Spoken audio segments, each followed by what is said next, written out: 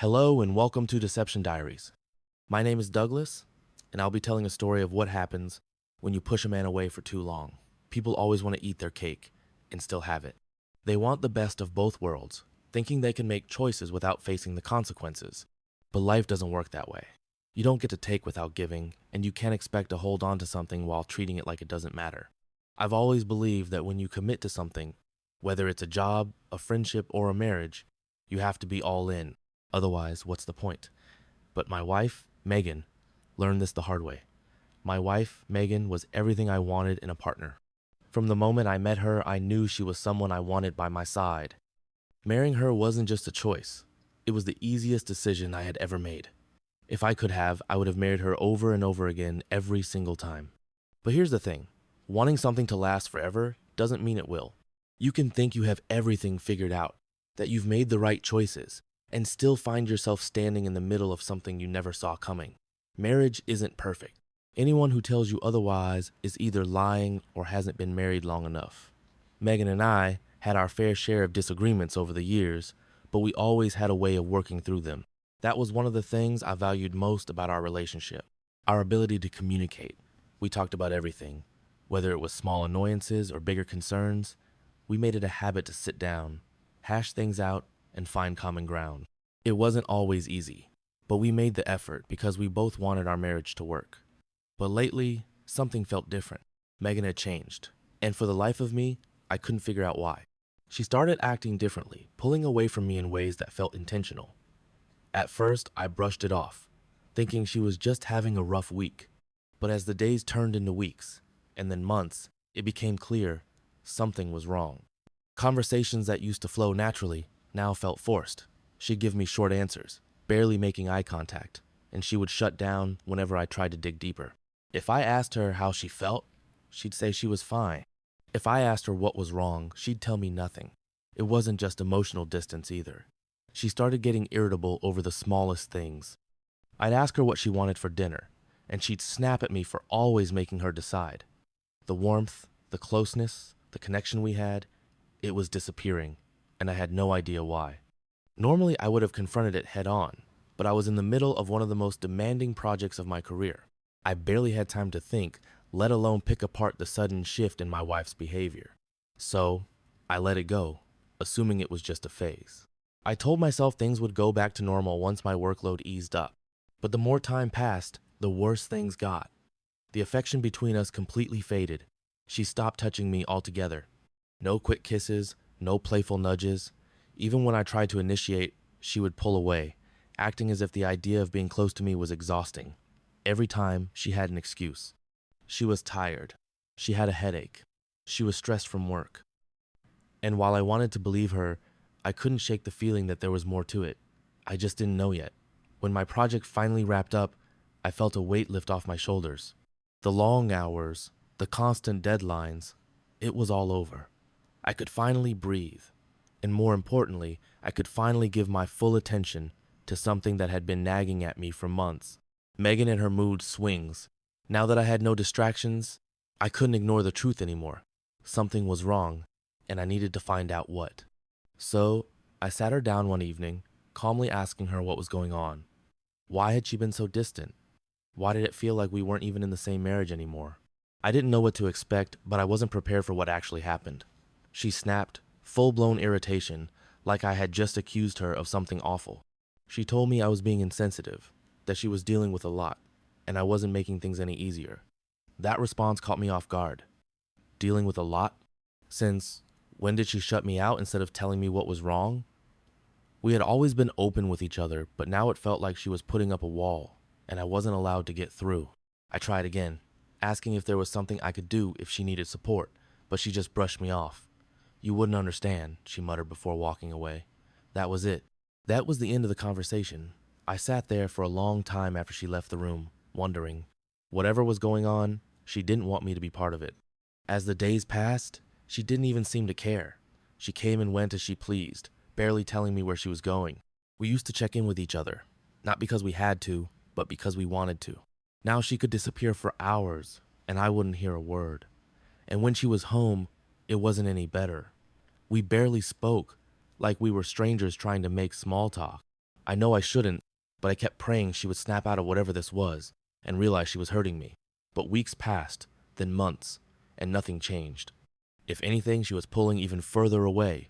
The more I waited, the more I felt like I was losing her.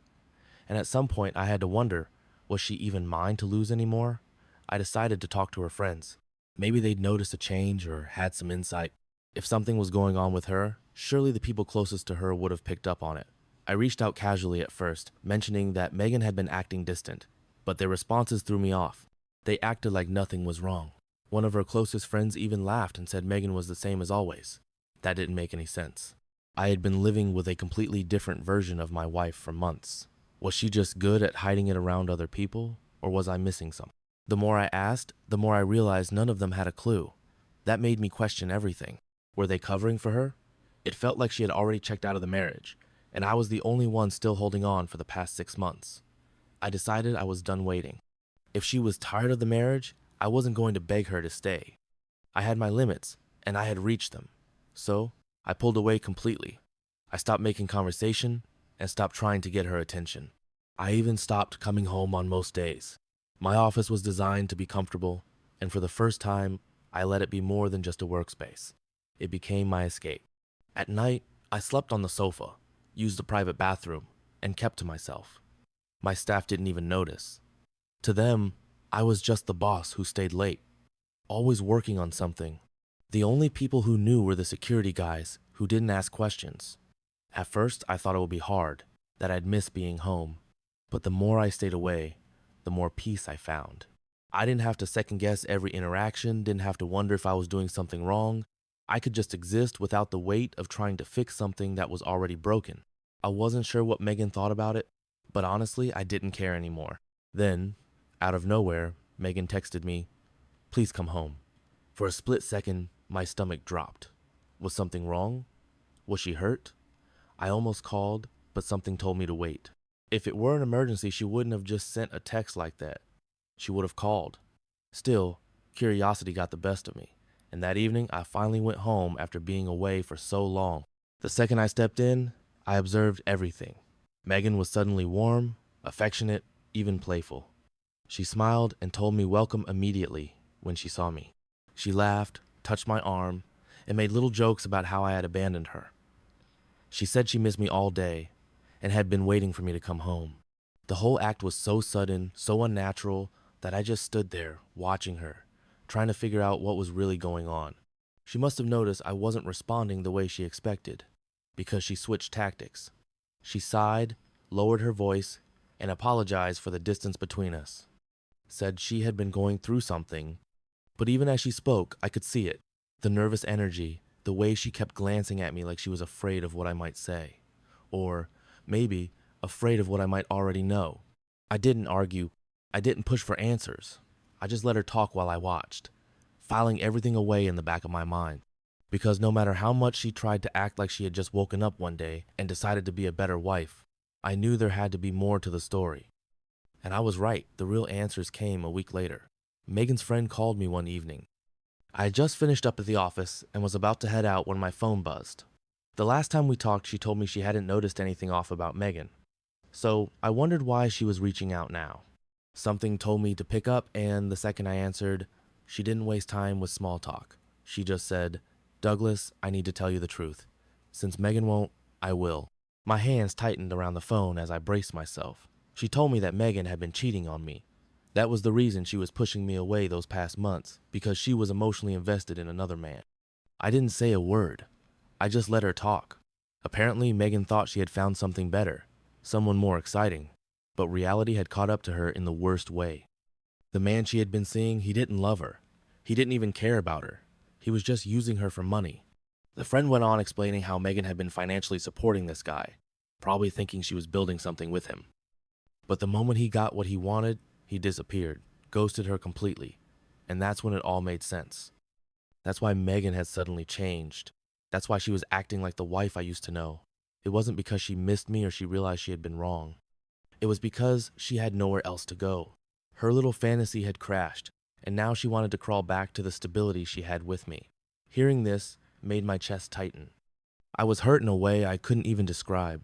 The woman I had loved had thrown it all away for some loser who didn't even care about her, and now that he was gone, she expected me to be her safety net. But the worst part? If her friend hadn't told me, Megan would have never said a word. She would have kept playing the role, pretending to be the loving wife, hoping I'd never find out what she had done. I was grateful that someone had the decency to tell me the truth, because now I knew exactly what I was dealing with. I woke up the next morning with a clear mind. It was time to hear it from her mouth. She was in the kitchen, making breakfast. I pulled out a chair, sat down, and got straight to the point. "You've been acting different lately," I said, watching her closely. "First, you couldn't stand being near me. Now you're acting like you can't get enough of me. What changed, Megan?" She forced a smile like she wasn't expecting me to call it out so directly. "I told you I was just going through something," she said, turning back to the stove. "And honestly, Douglas, you weren't exactly affectionate either. Maybe if you had paid more attention to me, things wouldn't have gotten so bad." I leaned back in my chair. "So that's what we're doing? We're making this about me." I shook my head. "Let me ask you something, Megan. Was that why you started seeing another man?" She dropped the spatula, and for a moment, the entire room went silent. She didn't turn around. "Look at me," I said. My voice was calm, steady, but firm. Slowly, she turned around, not even trying to deny it. She knew, and she knew that I knew. I nodded to myself. That's what I thought. Tears welled up in her eyes, but I wasn't moved. I wasn't interested in her tears. "Let me guess," I continued. "You thought you had something special with him, didn't you? You thought you found something better. But turns out he was just using you. And when you realized he was only in it for your money, he left you, didn't he?" That broke her. She began sobbing. "Douglas, please." I cut her off. "Spare me, Megan." She kept crying, mumbling excuses, kept trying to paint herself as the victim, but I wasn't interested in whatever story she was trying to spin. The truth was simple. She checked out of our marriage long before I did. She convinced herself that the grass was greener somewhere else, that I was the problem, and that she deserved more. And now, when it all blew up in her face, she wanted to come crawling back, hoping I'd be the safety net to catch her fall. But I wasn't that man anymore. I'd already made my decision the moment her friend told me the truth. No amount of tears or apologies could erase what she did. The only reason I even brought it up was to see if she would lie to my face. And she didn't. That should have made me feel better, but it didn't. It just confirmed what I already knew. Our marriage was over. Filing for divorce wasn't an easy decision, but by the time I did, I knew there was no other option. Megan cried. She begged. She kept saying she couldn't afford to lose me, that she had made a mistake, that she just needed another chance. I didn't feel anything anymore. The damage was done, and I wasn't about to ignore the reality of what had happened. If she had truly been afraid of losing me, she never would have done what she did. You don't cheat on someone you can't afford to lose. You don't emotionally check out for months and push them away, only to panic when the consequences catch up with you. I told her plainly that the marriage was over. I couldn't trust her, and without trust, there was nothing left to fight for. She tried to argue, throwing every excuse she could think of, but I stayed firm. I wasn't going to let guilt, nostalgia, or some desperate attempt at damage control pull me back into something that was already broken beyond repair. At first, she refused to accept it. She went from crying to getting angry, demanding to know why I was giving up so easily. That part almost made me laugh. Giving up? I had held on for 6 months while she ignored me. I had tried to talk, to understand what was happening, and she had shut me out. I wasn't the one who gave up. She had a long time ago. She just didn't realize it until now. Eventually, when it became clear that I wasn't changing my mind, she stopped fighting. She got and so did I. There was no dramatic court battle over assets or settlements. We handled everything amicably and quickly, like two people tying up loose ends rather than two people who once built a life together walking away from the marriage hurt. No matter how much she had betrayed me, it was still an ending, and endings always come with pain. But I knew without a doubt that staying would have hurt more. Trust is like glass. Once it's shattered, you can try to piece it back together, but the cracks will always be there. And I wasn't willing to live in a marriage full of cracks, waiting for the next time it all came crashing down. That's how life works. Actions have consequences, and sometimes those consequences mean losing something you never thought you'd let go of. Looking back, I know my job kept me busy. There were long hours, late nights, and days when I barely had the energy to do anything else. But I never once used my work as an excuse to neglect my wife. I still made time for her, still checked in, and still try to be present. Work didn't break our marriage, her choices did. No matter how tired or stressed she felt, cheating was never the answer.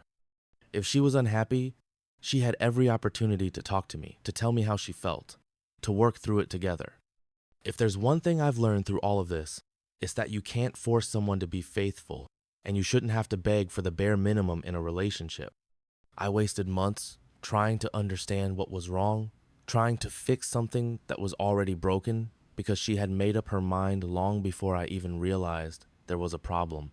If your partner is shutting you out, refusing to communicate, and making you feel like a stranger in your own home, don't ignore it. You deserve honesty. You deserve respect. And if they can't give you that, then it's not your job to carry the weight of the relationship alone. Walk away before you lose yourself trying to hold on to someone who already let go. What would you have done if you were in my shoes? Would you have given her another chance, or would you have walked away like I did? Let me know in the comments. I'd love to hear your thoughts. And if you found this story worth listening to, don't forget to like, share, and subscribe. Someone out there might need to hear this.